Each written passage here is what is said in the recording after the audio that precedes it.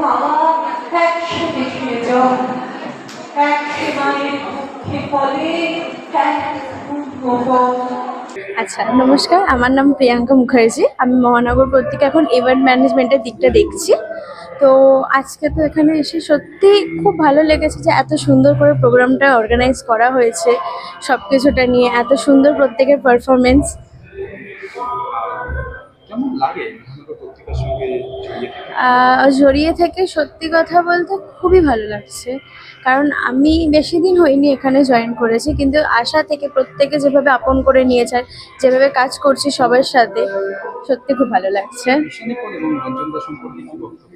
ঈশানীদি বা রঞ্জনদার সম্পর্কে যেটা বক্তব্য হচ্ছে যে ওরা যে এখানে কর্ণধার, কোনোদিন ওরকমভাবে কিছু বুঝতে দেয় না, প্রত্যেকের সাথে একইভাবে মিশে একই রকম কার কি সমস্যা হচ্ছে বা কি দরকার প্রত্যেকটা তারা দেখে নেন।